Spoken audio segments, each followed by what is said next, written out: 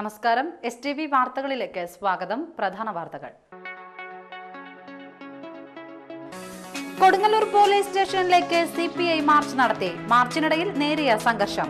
മർദ്ദനത്തിൽ പരിക്കേറ്റ് ചികിത്സയിൽ കഴിഞ്ഞിരുന്ന AISF പ്രവർത്തകനായ +2 വിദ്യാർത്ഥിയെ SI ആശുപത്രിയിൽ കയറി മർദ്ദിച്ചുവെന്നാരോപിച്ചായിരുന്നു മാർച്ച്.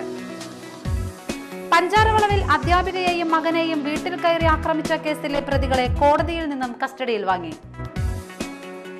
പെരിഞ്ഞനത്ത് കൊല്ലപ്പെട്ട നവാസിന്റെ കുടുംബത്തിന് സർക്കാർ വാഗ്ദാനം ചെയ്ത ജോലി നൽകണമെന്നാവശ്യപ്പെട്ട് സോഷ്യലിസ്റ്റ് ജനതാ പ്രവർത്തകർ ഉപവാസം നടത്തി. വാർത്തകൾ വിശദമായി. മർദ്ദനത്തിൽ പരിക്കേറ്റ് ചികിത്സയിൽ കഴിഞ്ഞിരുന്ന AISF പ്രവർത്തകനായ +2 വിദ്യാർത്ഥിയെ SI ആശുപത്രിയിൽ കയറി മർദ്ദിച്ചുവെന്നാരോപണം. കൊടുങ്ങല്ലൂരിൽ CPI പോലീസ് സ്റ്റേഷൻ മാർച്ച് നടത്തി. മാർച്ചിനിടയിൽ നേരിയ സംഘർഷം. AISF പ്രവർത്തകനായ കൊടുങ്ങല്ലൂർ കാവിൽക്കടവ് അഖിലിനെയാണ് കൊടുങ്ങല്ലൂർ SI PK പത്മരാജൻ മർദ്ദിച്ചത്. ആശുപത്രിയിൽ കഴിയുന്ന അഖിലിനെ സ്റ്റേഷനിലേക്ക് കൊണ്ടുപോകാൻ പോലീസ് ശ്രമിച്ചുവെങ്കിലും അഖിൽ വഴങ്ങിയില്ല. ഇതേ തുടർന്നായിരുന്നുവത്രേ മർദ്ദനം. SIയുടെ നടപടിയിൽ പ്രതിഷേധിച്ച് CPI പ്രവർത്തകർ നടത്തിയ പോലീസ് സ്റ്റേഷൻ മാർച്ചിനിടയിൽ സംഘർഷാവസ്ഥയും ഉണ്ടായി. പടിഞ്ഞാറേ നടയിൽ നിന്നും ആരംഭിച്ച പ്രകടനം വടക്കേ നടയിൽ പോലീസ് തടഞ്ഞു. തുടർന്ന് പോലീസും സമരക്കാരും തമ്മിൽ ബലപ്രയോഗം നടന്നു. ഉടൻ തന്നെ നേതാക്കൾ ഇടപെട്ട് പ്രവർത്തകരെ പിന്തിരിപ്പിച്ചു.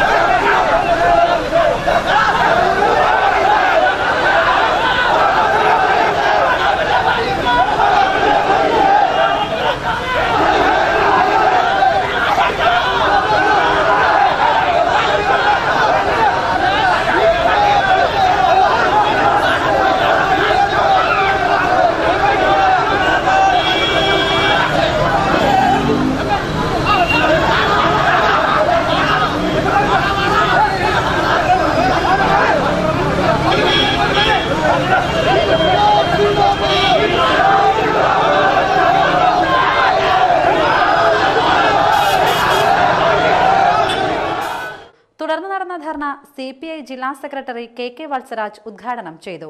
KG ശിവാനന്ദൻ അധ്യക്ഷത വഹിച്ചു. KV Vasanthakumar, VR Sunilkumar, CC Bipin ചന്ദ്രൻ തുടങ്ങിയവർ പ്രസംഗിച്ചു. അവിടെ അഡ്മിറ്റ് ചെയ്യുകയുണ്ടായി. എന്നാൽ കേസിൽ നിന്ന് രക്ഷപ്പെടുന്നതിന് വേണ്ടി തല്ലിയ ആളുകളായിട്ടുള്ള BJP RSS ആളുകൾ കൊടുങ്ങല്ലൂർ ആശുപത്രിയിൽ പ്രവേശിപ്പിക്കപ്പെടുകയുണ്ടായി. കൊടുങ്ങല്ലൂർ SIയുടെ മുമ്പാകെ ഈ വിഷയമെത്തിയപ്പോൾ കൊടുങ്ങല്ലൂർ SI മിസ്റ്റർ പത്മരാജൻ എടുത്ത നിലപാട് പക്ഷപാതപരവും ഏകപക്ഷീയവുമാണ് എന്ന് പറയേണ്ടതില്ല. അദ്ദേഹം നേരെ തന്നെ കൊടുങ്ങല്ലൂർ ആശുപത്രിയിൽ ചെന്ന് തല്ലിയ RSSകാരുടെ പേരെ കണ്ട് മൊഴിയെടുക്കുകയും അവർ പറഞ്ഞതനുസരിച്ച് ഈ തല്ലുകൊണ്ട വിദ്യാർത്ഥികളുടെയും അവരുടെ അമ്മയുടെ പേരിലും 308 നമ്പർ വകുപ്പ് ചുമത്തിക്കൊണ്ട് കേസ് ചാർജ് ചെയ്യുണ്ടായി. 308 വകുപ്പ് എന്ന് പറഞ്ഞാൽ എന്താണ്? കൊലപാതക ശ്രമമാണ്. തല്ല് ഭീകരമായി കൊണ്ട 3 പേരുടെ പേരിൽ പോലീസ് എടുക്കുന്ന വകുപ്പാണ് ഈ 308 വകുപ്പ്. ഇതെന്താണ്, വെള്ളരിക്കാപട്ടണമാണോ? ഞങ്ങൾ ചോദിക്കാൻ ആഗ്രഹിക്കുകയാണ്. ഇപ്പോ നമുക്കറിയാം പത്മരാജൻ ഇപ്പോ നിറമാറ്റുണ്ടായിരിക്കുകയാണ്. ഒരു ഓംദിനെ പോലെ ആയിരിക്കുകയാണ്. കേന്ദ്രത്തിലെ ഭരണമാറ്റം മിസ്റ്റർ പത്മരാജനെ നന്നായി സ്വാധീനിച്ചിരിക്കുന്നു. പ്രിയപ്പെട്ട പത്മരാജൻ, നിങ്ങളോടുള്ള എല്ലാ ബഹുമാനവും നിലനിർത്തിക്കൊണ്ട് ഞങ്ങൾ പറയാണ്, വെടിക്കെട്ടുകാരന്റെ മക്കളെ ഉടുക്കൊട്ടി പേടിപ്പിക്കരുത് എന്ന്. പെരിഞ്ഞനം പഞ്ചാരവളവിൽ അധ്യാപികയെയും മകനെയും വീട്ടിൽ കയറി ആക്രമിച്ച കേസിലെ പ്രതികളെ കോടതിയിൽ നിന്നും പോലീസ് കസ്റ്റഡിയിൽ വാങ്ങി. പെരിഞ്ഞനം സ്വദേശികളായ നെല്ലിക്കത്തറ ഷിജിൻ, പച്ചാംപുള്ളി വിനീത്, മുളങ്ങിൽ ആദർശ്, കൂട്ടാല ജയപ്രസാദ്, കയ്പമംഗലം സ്വദേശി അടിപ്പറമ്പിൽ നിഖിൽനാഥ് എന്നിവരെയാണ് മതിലകം പോലീസ് അന്വേഷണത്തിനായി കസ്റ്റഡിയിൽ വാങ്ങിയത്. ബുധനാഴ്ച വൈകിട്ടാണ് ഇവരെ പെരിഞ്ഞനത്ത് തെളിവെടുപ്പിന് കൊണ്ടുവന്നത്. കഴിഞ്ഞ മാസം 9-നായിരുന്നു കേസിനാസ്പദമായ സംഭവം. പെരിഞ്ഞനം പഞ്ചാരവളവിനടുത്ത് താമസിക്കുന്ന വലിയ പറമ്പിൽ അജിതയെയും മകൻ ബിബിനെയുമാണ് ഇവർ വീട്ടിൽ കയറി ആക്രമിച്ചത്. പെരിഞ്ഞനം കുറ്റിലക്കടവ് RMVHSലെ അധ്യാപികയാണ് അജിത. ഇവരുടെ 10ാം ക്ലാസ്സുകാരിയായ മകളെ ഷിജിൻ പ്രേമാഭ്യർത്ഥന നടത്തുകയും ശല്യപ്പെടുത്തുകയും ചെയ്തതിനെ തുടർന്ന് സഹോദരൻ വിപിൻ ഇയാളുടെ വീട്ടിലെത്തി ദ്രോഹിക്കരുതെന്ന് അപേക്ഷിച്ചിരുന്നു. ഇതിൽ കുപിതനായ ഷിജിൻ കൂട്ടാളികളെയും കൂട്ടി രാത്രി അധ്യാപികയുടെ വീട്ടിലെത്തി ആക്രമണം അഴിച്ചുവിടുകയായിരുന്നു. വീട്ടിന് മുന്നിലെ ബൈക്ക്, അകത്തെ ഫർണിച്ചർ, പാത്രങ്ങൾ എന്നിവ തകർത്ത അക്രമികൾ അധ്യാപികയെയും മകനെയും ക്രൂരമായി മർദ്ദിക്കുകയും ചെയ്തു.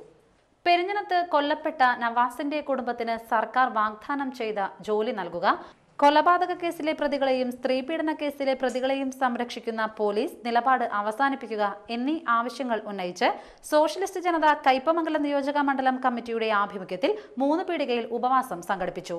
സോഷ്യലിസ്റ്റ് ജനത ജില്ലാ പ്രസിഡന്റ് യൂജിൻ മൊറോലി ഉപവാസ സമരം ഉദ്ഘാടനം ചെയ്തു. സമരത്തിനും കൊക്കോകോള എന്ന് പറയുന്ന വൻകിട കുത്തകയെ കെട്ടുകെട്ടിക്കാൻ ഞങ്ങൾക്ക് സാധിച്ചത് ശരിയെ ശരിയായിട്ട് കണ്ടും തെറ്റിനെ തെറ്റായിട്ട് കണ്ടും രാജാവ് നഗ്നനാണെങ്കിൽ നിങ്ങൾ നഗ്നനാണ് എന്ന് പറയാനുള്ള ആത്മധൈര്യവും തന്റെ ഇടവും കാണിച്ചത് കൊണ്ടാണെന്ന് പറയാൻ ആഗ്രഹിക്കുകയാണ്.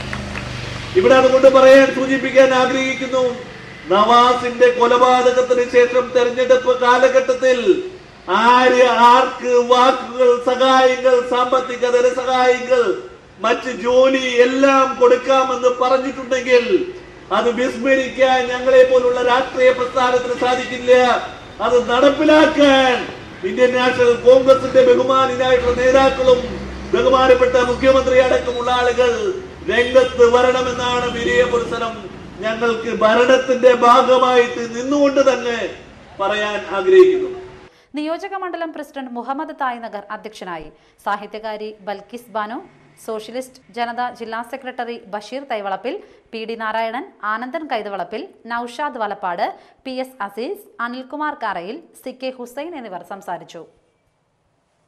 ഭാരതീയ മസ്ദൂർ സംഘത്തിന്റെ 59ാം വാർഷികാഘോഷം BMS മതിലകം പഞ്ചായത്ത് കമ്മിറ്റിയുടെ ആഭിമുഖ്യത്തിൽ നടത്തി. കൂളിമുട്ടം ഊമൻ തറയിൽ നടന്ന പരിപാടി BMS ജില്ലാ വൈസ് പ്രസിഡന്റ് ശശിധരൻ കൈമാപ്പറമ്പിൽ ഉദ്ഘാടനം ചെയ്തു.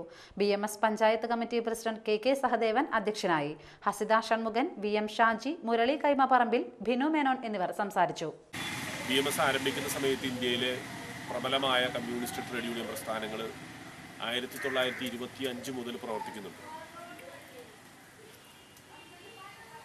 ഈ 25 മുതൽ ആരംഭിച്ച് പ്രവർത്തിച്ചുകൊണ്ടിരിക്കുന്ന കമ്മ്യൂണിസ്റ്റ് പ്രസ്ഥാനം ഇന്ത്യയിൽ സജീവമായ ട്രേഡ് യൂണിയൻ പ്രസ്ഥാനമായി ഇന്ന് കാണുന്നത് പോലെയുള്ള 2.5 സംസ്ഥാനങ്ങളിലല്ല, ഏകദേശം ഇന്ത്യയിലെ 14ഓളം സംസ്ഥാനങ്ങളിൽ അന്ന് ഇടതുപക്ഷ പ്രസ്ഥാനത്തിന് അതിശക്തമായ വേരുകളുണ്ടായിരുന്നു. ചന്ദ്രാപിന്നി കണ്ണംപുള്ളിപ്പുറം ശ്രീ കുമാരമംഗലം സമുദായം ക്ഷേത്രത്തിൽ മാതൃകൂട്ടായ്മ സംഘടിപ്പിച്ചു. ഗണപതി ഹവനം, ഔഷധക്കഞ്ഞി എന്നിവയെക്കുറിച്ച് ക്ഷേത്രം മേൽശാന്തി ഹരിലാൽ വിശദീകരിച്ചു.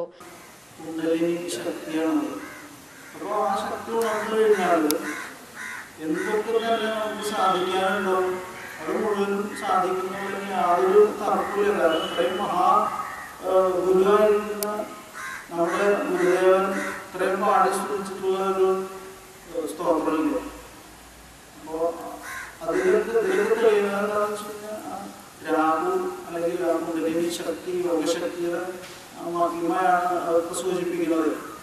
അപ്പോൾ രാഹു എന്ന് പറയുന്നത് നമ്മുടെ ഉള്ളിലേക്ക് ഉറങ്ങിക്കെടുക്കുന്ന കുണ്ടലിനി ശക്തിയാണ്.